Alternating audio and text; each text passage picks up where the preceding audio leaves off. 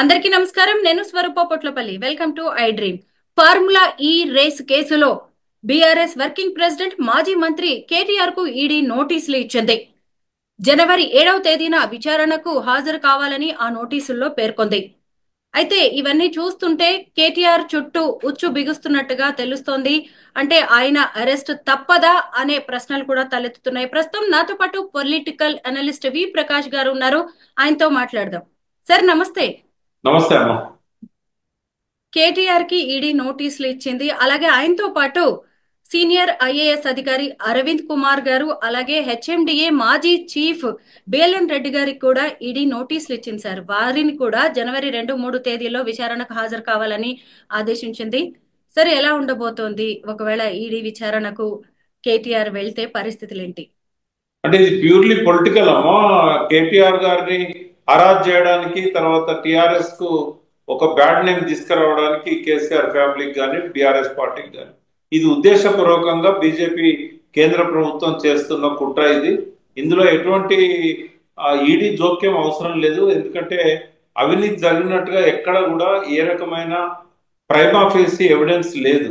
ఏ ఆధారం లేనప్పుడు, అవినీతే అవకాశం లేనప్పుడు ఈడీ జోక్యం అవసరమే లేదు. ఇక్కడ ఇది మనీ లాండరింగ్ అనేది ఇందులో ఏ రకంగా కూడా వర్తించదు. కాబట్టి ఇది కేవలం రాజకీయంగా ప్రత్యర్థులను ఇబ్బంది పెట్టడానికి మోడీ గవర్నమెంట్ మొదటి నుంచి ఏదైతే చేస్తున్నదో అదే కుట్రలో ఇది కొనసాగింపు అని అనుకోవచ్చు.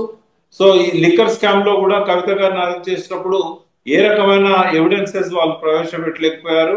మా సుప్రీంకోర్టు జడ్జెస్ కూడా దీని మీద కామెంట్ చేశారు. ఇక్కడైతే ఈ ఎవిడెన్స్ దొరికే అవకాశం కూడా లేదు. ఎందుకంటే ఇది ప్యూర్లీ ఇక్కడ అకౌంట్లోకి వెళ్ళి వాళ్ళ అకౌంట్లోకి డబ్బులు ట్రాన్స్ఫర్ అయినాయి.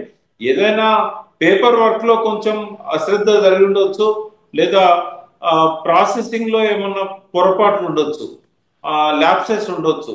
అంతేగాని మనీ దుర్వినియోగం అయిందని మాత్రం ఇక్కడ నమ్మడానికి ఎటువంటి ఆస్కారం అయితే లేదు. కాబట్టి ఇది కేవలం రాజకీయ కక్షతోని వీళ్ళు చేస్తున్నారని నేను అనుకుంటున్నాను. కేటీఆర్ అరెస్ట్ తథ్యం అని చెప్పి పదే పదే రేవంత్ రెడ్డి గారు చెబుతూనే ఉన్నారు. మీరు ఇటు చూసినప్పుడు రాష్ట్రంలో బలమైన ప్రతిపక్షంగా బీఆర్ఎస్ కనిపిస్తున్నప్పుడు బీజేపీ ప్రభుత్వం ఎందుకు కేటీఆర్ ని టార్గెట్ చేస్తుందంటారు? అంటే ఇక్కడ బీఆర్ఎస్ ప్లేస్ లో బీజేపీ రావాలనుకుంటుంది. మొన్న పార్లమెంట్ లో 8 సీట్లు రావడంతో వాళ్ళు చాలా ఉత్సాహంగా ఉన్నారు. నెక్స్ట్ గవర్నమెంట్ మేమే ఫామ్ చేస్తామని చెప్పి ఆ ఉద్దేశంతో ఏ అవకాశం దొరికినా కూడా వదిలిపెట్టకుండా అవకాశాలు క్రియేట్ చేసుకొని బీఆర్ఎస్ ను బ్లేమ్ చేసే గేమ్ లోనే ఇది ఒక భాగం అని నేను అనుకుంటున్నా. వాస్తవంగా ఈ కేసులో కేటీఆర్ ను వాళ్ళు పిలవాల్సిన అవసరం లేదు, నోటీసులు ఇవ్వాల్సిన అవసరం లేదు. ఏసీబీ విచారణ జరిగిన తర్వాత నిజంగానే ఏసీబీ ఏదైనా తేల్చినట్టయితే అప్పుడు ఈడీ జోక్యం చేసుకోవడానికి అవకాశం ఉంటుంది. కానీ ఇంత ముందస్తుగా అక్కడ ఏసీబీ విచారణ ఇంకా మొదలు కాలేదు. ఏసీబీ కేటీఆర్ గారిని రమ్మన్నది, విచారణకు ఆయన హాజరు కావాల్సి ఉన్నది. అది ఆ విచారణ జరిగిన తర్వాత కేటీఆర్ గారి వర్షన్ విన్న తర్వాత, అరవింద్ కుమార్ గారి వర్షన్ విన్న తర్వాత ఏదైనా సాక్ష్యం ఉన్నట్టయితే అది ఈడీ పరిధిలోకి వచ్చినా వస్తుందా రాదా అనేది ఎంక్వైరీ చేసుకొని అప్పుడు కేటీఆర్ కు నోటీస్ ఇస్తే బాగుండేది. ఇక్కడ ఏంటంటే గతంలో ప్రత్యర్థులను ఇబ్బంది పెట్టడానికి ఎట్లయితే ఈడీ, సిబిఐ ఒక అస్త్రాలుగా మోడీ గారికి ఉపయోగపడుతున్నాయో, అమిత్ షా గారికి ఉపయోగపడుతున్నాయో అందులో కొనసాగింపే అని చెప్పి ప్రజలు అనుకునే అవకాశం ఉంది. ఇది రాజకీయ క్రీడలో భాగమే అని అనుకుంటున్నాము. తెలంగాణలో అధికారంలోకి రావడానికే బీజేపీ గవర్నమెంట్ ఇవన్నీ చేస్తోంది అంటున్నారు. బట్ ఇంకా 4 ఏళ్లు ఉన్నాయి సార్ ఎలక్షన్స్. ఇప్పుడు కాదు కదా. ఇప్పుడే కేటీఆర్ ని అరెస్ట్ చేస్తే ఎప్పుడో కలిగే ప్రయోజనం ఏంటంటారు? అంటే ఇప్పుడు ఇమీడియట్ గా లోకల్ బాడీస్ ఎలక్షన్స్ ఉన్నాయి కాబట్టి ఆ లోకల్ బాడీసే మనకు గ్రామాలలో స్ట్రాంగ్ హోల్డ్స్ అవుతాయి. ఇప్పుడు పునాది అనేది గ్రామాలలో ఉంటది ఏ రాజకీయ పార్టీకి అయినా. సో పోయిన ప్రతి ప్రభ ఏదైతుందో మళ్ళీ తిరిగి తెచ్చుకోవడానికి ఇది బీఆర్ఎస్ కు ఒక మంచి అవకాశం. అయితే ఆ శత్రువును చావు దెబ్బ తీయాలి, మళ్ళీ లేవనీయొద్దు, పడిపోయిన దగ్గర మళ్ళీ ఎదగకుండా మళ్ళీ ఈ ఎమ్మెల్యే మన ఎంపీటీసీ, జెడ్పీటీసీ క్యాండిడేట్స్ గా, సర్పంచులుగా అక్కడ గ్రామాలలో మళ్ళీ ఎదగకూడదు, గెలవకూడదు, ఉనికి లేకుండా చేయాలనే ఆ తాపత్రయంలో భాగంగా ఆ కుటుంబం మీద కక్ష పెంచడానికి, ప్రజల్లో వ్యతిరేకత పెంచడానికి ఈ రకమైన నిర్ణయం తీసుకుందని మేము అనుకుంటున్నాం. సార్ మనకి తెలిసిందే గ్రామీణ రాజకీయాలు ఎలా ఉంటాయో. రూరల్ స్థాయిలో చూసినప్పుడు ఖచ్చితంగా లోకల్ రీజనల్ పార్టీస్కే మన ఓటర్స్ మొగ్గు చూపుతూ ఉంటారు. ఇవేమి ఎంపీ ఎలక్షన్స్ కాదు, పార్లమెంట్ ఎలక్షన్స్ కాదు బీజేపీ లాంటి పార్టీకి ఓటు వేయడానికి. అలాంటప్పుడు కేటీఆర్ ని అరెస్ట్ చేస్తే అది సానుభూతిగా మారుతుందే తప్ప బీజేపీకి ఓటు బ్యాంక్ గా మారే ఛాన్స్ ఉందంటారా? అంటే ఇప్పుడు వాళ్ళ సర్వే ప్రకారంగా కేటీఆర్ విషయంలో ఆ సానుభూతి రాదు, కేసీఆర్ విషయంలో సానుభూతి వస్తుంది ఆ, అనే అభిప్రాయం అనేది ఒకటి ప్రచారం అయింది. మరి ఎవరు సర్వే చేస్తారో ఏమో కానీ కేసీఆర్ అరెస్ట్ చేస్తేనే ఈ ఇబ్బంది ఉంటుంది తప్ప కేటీఆర్ విషయంలో అటువంటిది ఏం జరగదు. ఇంకా ఆ కుటుంబాన్ని బ్లేమ్ చేయడానికి, ఆ జనాన్ని నమ్మించడానికి ఇవి ఉపయోగపడతాయని వాళ్ళు అనుకుంటున్నారు. మీరు ఇందాక అన్నారు లోకల్ బాడీస్ లో అధికారంలో ఉన్న పార్టీకి అనుకూలంగా రిజల్ట్స్ ఉంటాయని చెప్పి. ఆ అంటే మనకి ఈ ప్రాంతీయ పార్టీ కంటే కూడా ఆ జాతీయ పార్టీ ఉందా ప్రాంతీయ పార్టీ ఉందా అనేది చూడరు. అధికారంలో ఏ పార్టీ ఉంటే వాళ్ళకు కొంత ప్లస్ అవుతుంది. ఇక్కడ ఏంటంటే రుణమాఫీ విషయంలో కొంత అందరికీ న్యాయం జరగలేదనే అభిప్రాయం బలంగా గ్రామీణ ప్రాంతాల్లో ఉంది. ఓ కుటుంబంలో ఒక్కరికి వచ్చినా కూడా మిగతా వాళ్ళకి ఎవరికి రాలేదు. అందరి పేర్ల మీద లోన్స్ ఉంటాయి. అట్లాగే ఈ రేషన్ కార్డుతో లింక్ చేయడం వల్ల కొంతమందికి రాలేదు. తర్వాత అంతకంటే ఎక్కువ అప్పు ఉన్న వాళ్ళు ఆ రిమైనింగ్ డ్యూ పే చేసిన తర్వాతనే ఇస్తామని చెప్పడం వల్ల కొంతమందికి రాలేదు. ఇట్లా దాదాపుగా 49,000 కోట్లు చెల్లించాలని ముందు బ్యాంకర్స్ మీటింగ్ లో ఒక నిర్ణయం అయిన తర్వాత అనేక రకాల కుంటి సాకులు చెప్పి దాన్ని కేవలం ఒక 18,000 కోట్ల వరకే ప్రభుత్వం మీద భారం పడేటట్టుగా కుదించడం జరిగింది. దీనివల్ల నష్టపోయిన రైతాంగం అంతా కూడా ఆగ్రహంగా ఉన్నారు. అదేవిధంగా 2 సార్లు రైతు బంధు కూడా రాలేదు. ఈయన పెంచకపోయినా పర్వాలేదు, మనకి ఇదివరకు కేసీఆర్ గారు ఇచ్చినా చాలు అని ఒక అభిప్రాయానికి ప్రజలు వచ్చారు. ఈ 2 కారణాల వల్ల కాంగ్రెస్ మీద కోపం ఉంది. ఈ ఈ కోపాన్ని తమకు అనుకూలంగా బీజేపీ మలుచుకోవాలనుకుంటే బీఆర్ఎస్ ని బ్లేమ్ చేయాలనే కార్యక్రమం పెట్టుకున్నారు వాళ్ళు.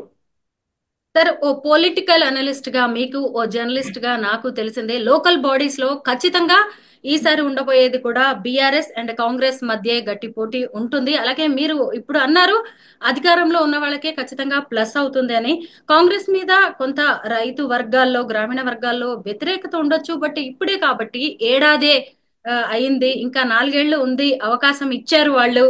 అయితే ఇప్పుడు దీన్ని బీజేపీ క్యాష్ చేసుకునే అవకాశం ఉందంటారా? అంటే ఇటువైపు కేటీఆర్ అరెస్ట్ అయితే బీఆర్ఎస్ కి మైనస్, ఇంకొక వైపు ఈ వ్యతిరేకత కాంగ్రెస్ కి మైనస్, వీటన్నిటిని బీఆర్ఎస్ క్యాష్ చేసుకోబోతుందంటారా? కాదమ్మా, బీజేపీ క్యాచ్ చేసుకోబోతుంది. ఎందుకంటే మీరు అన్నట్టు ఎగ్జాక్ట్లీ మీరు అన్నది కరెక్ట్. ఎందుకంటే కాంగ్రెస్ మీద వ్యతిరేకత వచ్చింది, బీఆర్ఎస్ మీద ఇంకా అంత ప్రేమ రాలేదు.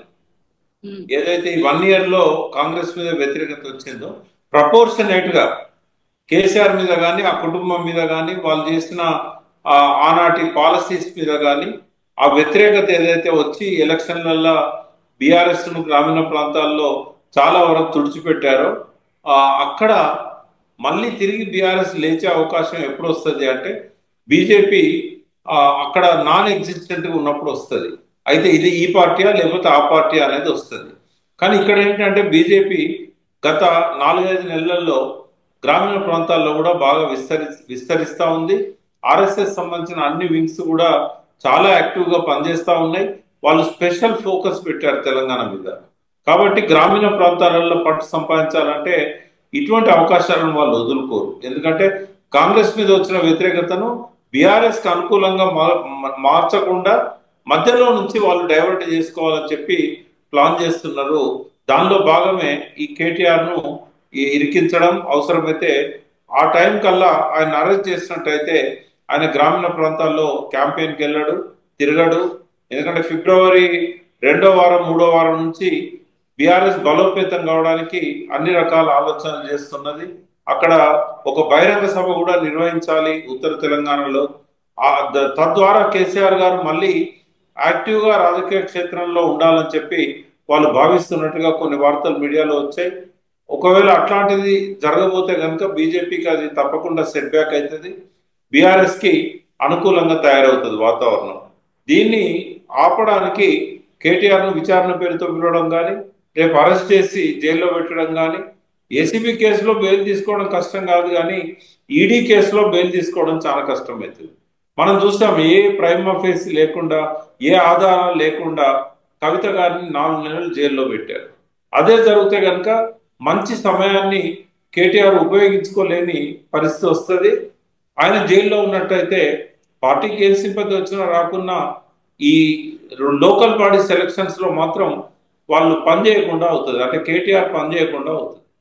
సార్, ఒకవైపు ఢిల్లీ లిక్కర్ స్కామ్ లో కవిత 5 నెలల పాటు జైల్లో ఉన్నారు. ఆమెను బెయిల్ మీద తీసుకురావడానికి కేటీఆర్ కీలక భూమిక పోషించారు, మనకి తెలిసిందే. అప్పుడు ఆయన కేంద్ర ప్రభుత్వాన్ని ప్రసన్నం చేసుకుని చెల్లెల్ని బయటికి తీసుకొచ్చారనే విమర్శలు కూడా వినిపించాయి. ఒకవేళ అదే నిజమైతే ఇప్పుడు కేటీఆర్ ని బీజేపీ టార్గెట్ చేస్తుందంటారా? అది నిజం కాదు కాబట్టే కదమ్మా ఇప్పుడు కేటీఆర్ వాళ్ళ చెల్లెల్ని బయటకు తీసుకురావడానికి బీజేపీతో సయోధ్య నేర్పాలనుకుంటే ఆమె జైలుకే పోయేది కాదు కదా. ఆమె జైలు పోకముందే ఆ ప్రయత్నం చేసేవాళ్ళు కదా. ఎందుకంటే అసెంబ్లీ ఎన్నికలకు ముందు నుంచే కవిత మీద విచారణ జరుగుతూ ఉంది. అటువంటప్పుడు వాళ్ళు అప్పుడే రాజీ పడేవాళ్ళు కదా. అటువంటి ప్రయత్నం ఏం జరగలేదు. 2-3 సార్లు వాళ్ళు ఢిల్లీకి పోయినా కూడా హరీష్ రావు గారు కానీ కేటీఆర్ గారు కానీ వారు లాయర్స్ ను కలవడానికి ఆమెను చట్టపరంగా బయటకు ఎట్లా తీసుకురావాలనే ఆలోచన చేస్తారే తప్ప బీజేపీతో ఏ రకంగా కూడా వాళ్ళు కొల్లుడు అయినట్టుగా చిన్న ఎవిడెన్స్ కూడా బయటికి రాలేదు. వాళ్ళు కలిసినట్టుగా ఫొటోస్ లేవు. కలిసినప్పుడు ఉన్న వాళ్ళు ఎవరు కూడా వాళ్ళు కలిసినప్పుడు మేము చూసాము, లేదా వాళ్ళు ఈ ప్రపోజల్ పెట్టారు, పైనుంచి ఆరోపణలన్నింటినీ కూడా వాళ్ళు ఖండించారు. అవసరమైతే ఆమె కూడా చెప్పింది, జైల్లో ఉంటాను కానీ నేను నా కోసం పార్టీ పరువులు తాకట్టు పెట్టడానికి నేను సిద్ధపడను అని చెప్పి కవిత గారు కూడా చెప్పారు. సో అట్లాంటిది ఏం జరగదు. ఒకవేళ అటువంటి లోపాయికారి ఒప్పందాలు ఉంటే కేటీఆర్ గారిని వాళ్ళు అరెస్ట్ చేయడానికి, విచారణ పిలవడానికి ఈడీ ప్రయత్నం చేయదు, అసలు కేసు కూడా పెట్టకపోయేవాళ్ళు. కాబట్టి ఈ సందర్భంగానైనా జనానికి తేటతెల్లం అవుతుంది, కేటీఆర్ కుమ్మక్కు కాలేదు, బీజేపీకి అప్పుడెట్లున్నారో ఇప్పుడు కూడా దూరంగానే ఉన్నారు అనే అంశం జనం దృష్టికి రావడానికి ఇది ఒక సందర్భం. తన మీద పెట్టిన ఏసీబీ కేసుల్ని కొట్టివేయాలని కేటీఆర్ క్వాష్ పిటిషన్ వేశారు. దాని మీద హైకోర్టు విచారణ జరిపి ఈ నెల 31వ తేదీ వరకు ఆయన్ని అరెస్ట్ చేయడానికి వీల్లేదని ఆదేశాలు ఇచ్చింది. అయితే ఆ తర్వాత ఏం జరగచ్చు? ఇంకొక వైపు చూసినప్పుడు కేటీఆర్ పాదయాత్ర చేయబోతున్నట్టు కూడా తెలుస్తోంది సార్. మళ్ళీ ఇప్పుడు ఈడీ ఎంట్రీతో మళ్ళీ ఉచ్చు బిగుస్తుందంటారా ఆయనకి? అంటే ఈడీ అనుకుంటే ఏదైనా చేయొచ్చు అమ్మా. విచారణ పేరు మీద పిలిస్తే అక్కడే అరెస్ట్ చేయొచ్చు, అక్కడే జైల్లో పంపవచ్చు. కాబట్టి వాళ్ళు ఎంత సీరియస్ గా ఉన్నారు కేటీఆర్ విషయంలో, కేటీఆర్ ను బయట తిరగనిస్తే పార్టీకి మంచిదా, అరెస్ట్ చేస్తే మంచిదా? విచారణకైతే పిలుస్తుంటారు 1-2 సార్లు, బట్ ఏ క్షణాన్నైనా అరెస్ట్ చేయడానికి ఒకసారి ఈడీలో కేసు రిజిస్టర్ అయిందంటే వాళ్ళు ఎప్పుడైనా జైల్లో పెట్టవచ్చు. ఒక 3-4 నెలల దాకా బెయిల్ దొరకకుండా కూడా వాళ్ళు ఆపగలుగుతారు. కానీ ఇక్కడ ఏసీబీ విషయంలో మాత్రం యాంటిసిపేటరీ బెయిల్ ఇవ్వచ్చు కోర్టు. షూరిటీస్ తీసుకొని ఆయన ఎప్పుడంటే అప్పుడు విచారణకు హాజరుగమ్మని చెప్పొచ్చు. విచారణను ఆపే అవకాశాన్ని కోర్టు తీసుకోదు ఎప్పుడు కూడా.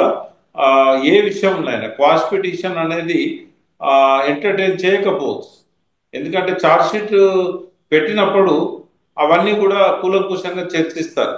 కేవలం ఎఫ్ఐఆర్ లెవెల్లోనే విచారణను ఆపాలని చెప్పి పోవడం అనేది బెయిల్ విషయంలో ఉపశమనానికి కొంత ఉపయోగపడుతుంది, కానీ దానికోసం వాళ్ళు విచారణను ఆపమని చెప్పి ఎప్పుడు కూడా డైరెక్షన్స్ ఇచ్చినట్టు లేదు మనకు. కాబట్టి కోర్టే చెప్పింది 30వ తారీఖు లోపల అరెస్ట్ చేయొద్దు, విచారణకు హాజరు కావాలని చెప్పింది. కాబట్టి రేపు భవిష్యత్తులో యాంటిసిపేటరీ బెయిల్ రావచ్చు. అరెస్ట్ కాకుండా ఆయనకు ఒక ఉపశమనం ఉంటుంది, కానీ విచారణకు హాజరు కాకుండానైతే ఏది ఉండదు.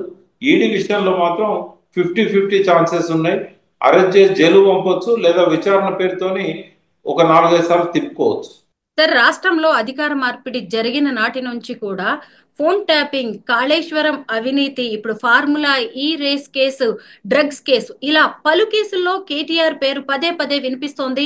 ఇవాళ అరెస్ట్ అవుతారు, రేపు అరెస్ట్ అవుతారు అంటూ ఫీలర్స్ ఇస్తున్నారు. ఒకవైపు చూసినప్పుడు రాష్ట్ర ప్రభుత్వం, కాంగ్రెస్ ఆయన్ని టార్గెట్ చేస్తుంది. అటు చూస్తే మీరు చెప్తున్నట్టుగా సెంట్రల్లో ఉన్న బీజేపీ ప్రభుత్వం కూడా ఆయన్ని టార్గెట్ చేస్తుంది. ఎందుకు? ఒక బలమైన నాయకుడుగా కేటీఆర్ ఉండడం వల్లే, అలాగే ప్రతిపక్షంగా కూడా బీఆర్ఎస్ బలమైన పాత్ర పోషిస్తుండడం వల్లే ఆయన టార్గెట్ చేస్తున్నారంటారా? అంటే మన సమాజంలో ఇంకా పూర్తిగా చైతన్యం రాలేదమ్మా. తెలంగాణలో వట్టి ఆవేశపరులు ఎక్కువ ఉంటారు. ఆగం అనేది ఎక్కువగా ఉంటుంది. గద్దెగిరిందంటే ఎద్దెగిరిందని చెప్పినా కూడా నమ్మే జనం ఉన్నప్పుడు ఇటువంటి వాటి అన్నిటికీ ఆస్కారం ఉంటుంది. ప్రజల్లో చైతన్యం వచ్చినప్పుడు ఇటువంటి పిచ్చి పిచ్చి కేసులు పెట్టరు, పిచ్చి పిచ్చి ఆరోపణలు చేయరు. ఈ ప్రజల్లో అటువంటి చైతన్యం రావడానికి ఈ రాజకీయ పార్టీలు ఏనాడు కూడా పెద్ద పట్టించుకున్న దాఖలాలు లేవు. ప్రజల చైతన్యం సరిగా లేదు కాబట్టి, సోషల్ మీడియాలో వచ్చే అబద్ధాలను నమ్ముతున్నారు కాబట్టి వాళ్ళు ఈ రకమైన కేసులు పెడతా ఉంటారు. ఇక్కడ ఒకటి నేను చెప్పదలుచుకున్నా, ఇప్పుడు 10 ఏళ్ల నుంచి బీజేపీ ప్రభుత్వం కేంద్రంలో ఉంది, 11 ఏళ్ళు. అదేవిధంగా గత 1 ఇయర్ నుంచి రాష్ట్ర ప్రభుత్వంలో కాంగ్రెస్ ఉంది. మరి అవినీతి అవినీతి అని చెప్పి ఇన్ని సంవత్సరాల నుంచి చెప్తున్నారు కదా, ఇప్పటి వరకు ఏ ఒక్కటైనా నిర్దిష్టంగా ఇగో ఈ ఆధారం దొరికింది, మీరు అవినీతి చేశారు అని చెప్పి కేసు పెట్టగలిగారా? 1,00,00,000 కోట్లు తిన్నారు కాళేశ్వరం